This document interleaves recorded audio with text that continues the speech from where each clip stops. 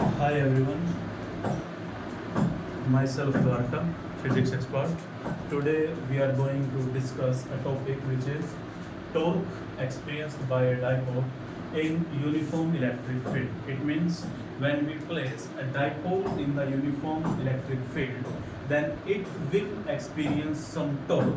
So today we are going to find out that torque, that how much torque it will experience when an electric dipole is placed in the uniform electric field. So first of all, we have uniform electric field. So first of all, we will represent uniform electric field by the parallel equidistant line. These parallel equidistant lines are representing the uniform electric field. So one thing, whenever we have to represent the uniform electric field, then we have to draw parallel equidistant lines. So these are representing the uniform electric field. In this uniform electric field, we will place an electric dipole.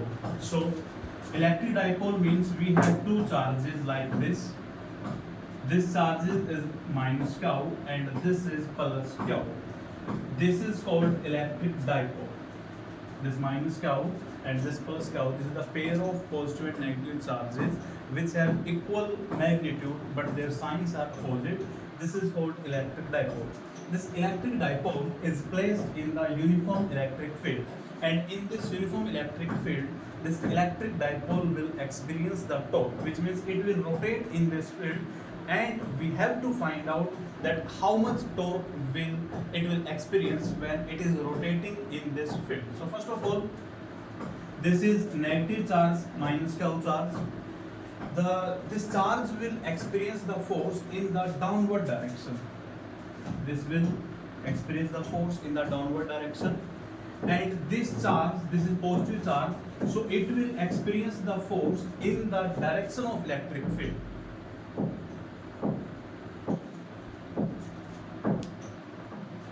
This is minus q charge and this is plus q charge. This charge will experience force in the opposite direction of the electric field, and this is the positive charge. It will experience the force in the direction of the electric field. So both of these charges will experience the force.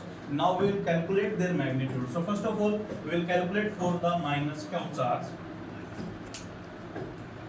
देखिए, अगर हम force निकालते हैं minus Q charge के ऊपर, force on minus Q charge, तो ये जो फोर्स आता है अपने पास F1 is equal to minus Q E.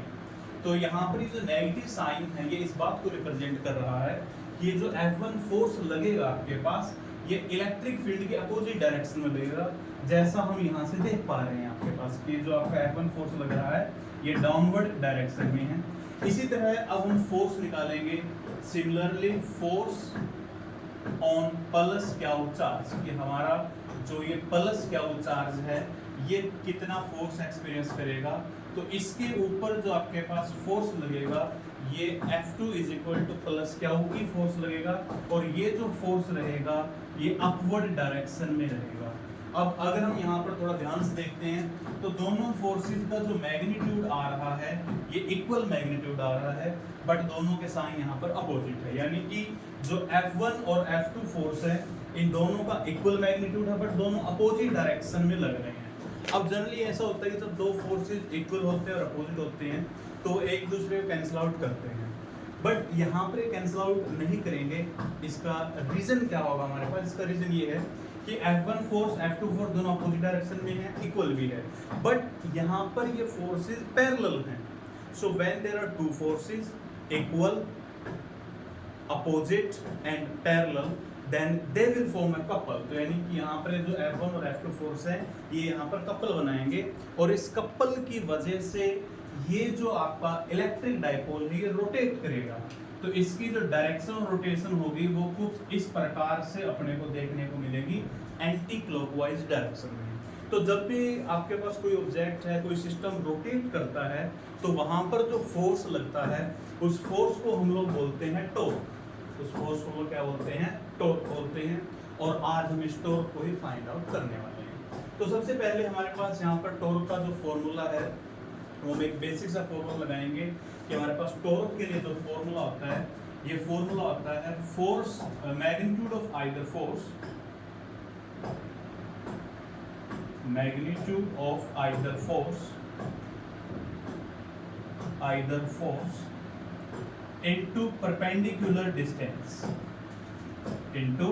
perpendicular distance, ये बेसिक सा हम फॉर्मूला यहाँ पर टॉर्क को फाइंड आउट करने के लिए यूज करेंगे आपके पास। तो यानी कि हमारे पास यहाँ पर दो फोर्सेस थी, F1 और F2 फोर्सेस। इन दोनों में से हम किसी भी एक फोर्स का यहाँ पर हम मैग्नीट्यूड लेंगे और साथ में हमें इन दोनों के बीच में परपेंडिकुलर डिस्टेंस का यूज करना है। तो F1 फोर्स ये रहा आपके पास, F2 फोर्स ये रहा।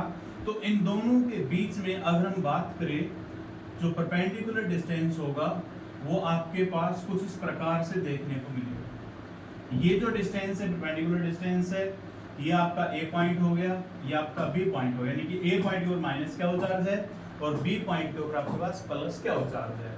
और ये हमारा C पॉइंट हम यहाँ पर एज्यूम कर लेते हैं। तो ये जो CB डिस्टेंस है, ये इन दोनों फोर्सेस के बीच में परपेंडिकुलर डिस्टेंस कहलाएगा आपके पास। तो हमारा जो सबसे पहला काम है यहाँ पर, वो इस CB डिस्टेंस को फाइंड आउट करना है कि हम लोग यहाँ पर CB डिस्टेंस को किस तरह से फाइंड आउट करेंगे। तो सबसे पहले देखिए, ये हमारा माइनस क्या चार्ज था, ये आपके पास प्लस क्या चार्ज था। अगर हम यहाँ पर डाइपोल मोमेंट की बात करें, जो हमारा P होता है, तो डाइपोल मोमेंट की जो डायरेक्शन होती है वो होती है माइनस क्या हो तो प्लस क्या हो। तो यानी कि यहाँ पर P की जो डायरेक्शन रहेगी, डाइपोल मोमेंट की डायरेक्शन, वो इस तरफ रहेगी। अगली बात कि हमारा जो इलेक्ट्रिक फील्ड है ये ऊपर की तरफ है। तो यानी कि यहाँ पर हमारे पास इन दोनों के बीच में जो एंगल बनेगा, ये एंगल कहलाएगा हमारे पास थीटा। ये एंगल क्या कहलाएगा हमारे पास, थीटा एंगल हमारे पास ये। इन दोनों चार्जेस के बीच में जो डिस्टेंस है ये 2a डिस्टेंस है। यानी कि अगर हम इस राइट एंगल ट्रायंगल ABC को देखते हैं, तो इस ABC ट्रायंगल के अंदर अपने को एंगल पता है थीटा है, और अगर ये एंगल थीटा है तो इसके सामने वाली साइड परपेंडिकुलर होगी। ये आपका बेस बनेगा जो एडजेसेंट साइड है, और ये हाइपोटेनियस है। यानी कि यहाँ पर अगर हम सिनेरियो के अंदर देखते हैं तो अपने को हाइपोटेनियस पता है 2a है, हमें एंगल पता है थीटा है, बट हमें ये परपेंडिकुलर डिस्टेंस निकालना है। तो इसके लिए हम हमारा जो ट्रिग्नोमेट्री का कंसेप्ट है, उस कंसेप्ट का हम यहाँ पर यूज करेंगे कि ट्रिग्नोमेट्री को कैसे यूज किया जाएगा। तो हमें यहाँ पर परपेंडिकुलर फाइंड आउट करना है।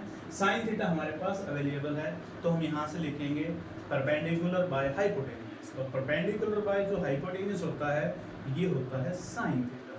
तो यहाँ पर परपेंडिकुलर डिस्टेंस निकालने का जो आपका प्रोग्राम रहेगा, उसके अंदर हम क्या करेंगे, हम यहाँ पर ट्राइंगल का यूज करेंगे फ्रॉम ट्राइंगल ACB। अगर हम ACB ट्राइंगल देखते हैं तो हमारे पास आएगा CB divide by AB is equal to sine theta. तो हमारे पास CB बनता है AB साइन थीटा। तो यानी कि CB की जो वैल्यू आएगी, ये आएगी 2a साइन थीटा। यानी कि हम यहाँ पर जो हमारी वैल्यू है परपेंडिकुलर डिस्टेंस के लिए, वो वैल्यू हम यूज करेंगे 2a साइन थीटा। और आपका जो फोर्स रहेगा, ये आप लोग क्या यूज करोगे, यहाँ पर क्या यूज करोगे आपके पास यहाँ पर। तो यानी कि इन दोनों की हेल्प से अब हम यहाँ पर टॉर्क फाइंड आउट करेंगे कि टॉर्क को फाइंड आउट कैसे किया जाएगा। जैसे कि हम ऑलरेडी जानते हैं, मैंने यहाँ पर फॉर्मूला जो रेड कलर में लिख रखा है, ये फॉर्मूला हम यहाँ पर यूज करने वाले हैं। तो टॉर्क इज इक्वल टू, दोनों में से एक फोर्स का मैग्नीट्यूड लेंगे। हमारे पास फोर्स थी क्या वो A, और जो हमारा परपेंडिकुलर डिस्टेंस आया है, ये आ रहा है आपके पास 2a साइन थीटा। तो इसके बाद देखिए यहाँ से इस E को मैं यहाँ पर लिख रहा हूँ क्याउ इंटू 2a और साथ में साइन थीटा। तो यहाँ से ये जो क्याउ इंटू 2a है, ये हमारे पास होता है डाइपोल मोमेंट। तो इसको हम P से लिख सकते हैं, P साइन थीटा। यानी कि इसको हम इस प्रकार से भी लिख सकते हैं, PE साइन थीटा। यानी कि जब भी कोई आपके पास डाइपोल किसी इलेक्ट्रिक फील्ड में रोटेट करता है, तो उसके ऊपर जो टॉर्क लगता है वो लगता है PE साइन थीटा। इसके अंदर जो ये सिंबल है टॉर्क का, ये टॉर्क को रिप्रेजेंट कर रहा है। P आपके पास डाइपोल मोमेंट है, E आपका इलेक्ट्रिक फील्ड है, और यहाँ पर साइन थीटा आ रहा है। और जो थीटा है वो P और E के बीच का एंगल है, ये हमारे पास थीटा एंगल आपके पास यहाँ पर। उसके बाद अब ये जो टॉर्क है, अगर हम इसको वेक्टर फॉर्म में लिखना चाहें, जैसा हमें पता है कि जब हम किसी भी क्रॉस प्रोडक्ट को लिखते हैं, अगर हमारे पास कुछ इस प्रकार से हो A क्रॉस B, तो इसको हम लिखते हैं A B sine theta N cap. ये जो एन कैप है ये परपेंडिकुलर वेक्टर है जो हमारे पास डायरेक्शन को रिप्रेजेंट करता है।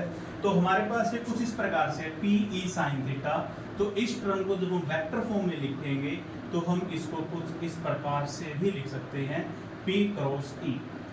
यानी कि यहाँ से एक और बात हमें क्लियर हो जाती है कि यहाँ पर जो टॉर्क है वो एक वेक्टर क्वांटिटी है।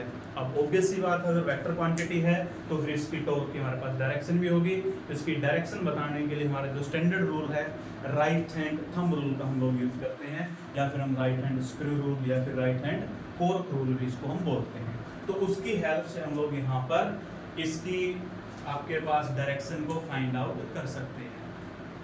यानी कि डायरेक्शन फाइंड आउट करने के लिए हम लोग राइट हैंड रूल का आपके पास यूज करेंगे आपके पास। तो अब इसके बाद हमारे पास इसके स्पेशल केसेस आते हैं, क्योंकि हमारे पास यहाँ पर एंगल थीटा आ रहा है। इस थीटा के बिहाफ पर हम अलग अलग केसेस बना सकते हैं। जैसे हमारे पास जो थीटा है अगर ये 0 डिग्री होगा तब क्या होगा, अगर थीटा 180 होता है तब क्या होगा, और अगर थीटा 90 डिग्री होगा तब क्या होगा। अगर आप हमारे पास यहाँ पर जो थीटा है, अगर हम फर्स्ट केस की बात करूं स्पेशल केसेस के अंदर, अगर हम फर्स्ट केस में देखो कि अगर आपका थीटा हो जाए 0 डिग्री, अगर हमारा थीटा 0 होगा तो हमारा जो टॉर्क आएगा that is P E sine 0, और साइन 0 की जो वैल्यू होती है 0 होती है। तो इट मींस कि हमारा जो टॉर्क आएगा ये 0 आएगा। अब टॉर्क 0 आया तो इसका मतलब क्या हुआ, इसका मतलब ये हुआ कि डायपोल रोटेट नहीं करेगा। रोटेट नहीं करेगा इसका मतलब ये स्टेबल इक्विलिब्रियम है, यानी कि इक्विलिब्रियम में है, बट जो थीटा 0 होता है उसको हम स्टेबल इक्विलिब्रियम बोलते हैं। स्टेबल इक्विलिब्रियम मतलब ये है कि अगर हम इसके इक्विलिब्रियम को डिस्टर्ब करते हैं वापस से फिर से अपने आप ये इक्विलिब्रियम को अटेन कर लेता है। ये मतलब होता है स्टेबल इक्विलिब्रियम का। यानी कि जब हमारे पास थीटा 0 होगा तो हमारा जो डायपोल होगा ये स्टेबल इक्विलिब्रियम के अंदर। इसी तरह अगर हम सेकंड केस की बात करते हैं कि अगर हमारे पास थीटा हो जाए 180 डिग्री, तो हमारे पास जो टॉर्क आएगा that is P E sine 180। अब साइन 180 है, साइन 180 की वैल्यू अगेन फिर से 0 होती है, तो यहाँ पर फिर से टॉर्क 0 आएगा, यानी कि आपका डायपोल फिर से रोटेट नहीं करेगा, ये फिर से इक्विलिब्रियम में होगा। बट दिस टाइम जो इक्विलिब्रियम होगा आपके पास वो होगा अनस्टेबल इक्विलिब्रियम। इट मींस कि अगर आप इसका इक्विलिब्रियम को डिस्टर्ब करोगे तो ये उसी इक्विलिब्रियम में वापस नहीं जाएगा, ये स्टेबल इक्विलिब्रियम में चला जाएगा। इसको बोलते हैं अनस्टेबल इक्विलिब्रियम। इसको हम क्या बोलते हैं आपके पास अनस्टेबल इक्विलिब्रियम बोलते हैं। उसके बाद थर्ड केस आता है हमारे पास, उसके लिए हम बात कर सकते हैं कि अगर आपका जो थीटा है वो 90 डिग्री हो, अगर हमारा थीटा 90 होगा तो हम लिखेंगे P ई साइन 90, और साइन 90 की जो वैल्यू होती है ये होती है 1, यानी कि यहाँ पर जो टॉर्क लगेगा वो मैक्सिमम टॉर्क लगेगा। तो ये है हमारे पास कि जब हम किसी भी डायपोल को इलेक्ट्रिक फील्ड में रखते हैं तो उसके ऊपर टॉर्क लगता है, वो कितना लगेगा, उसका फॉर्मूला क्या है, उसकी डायरेक्शन कैसे फाइंड आउट करेंगे।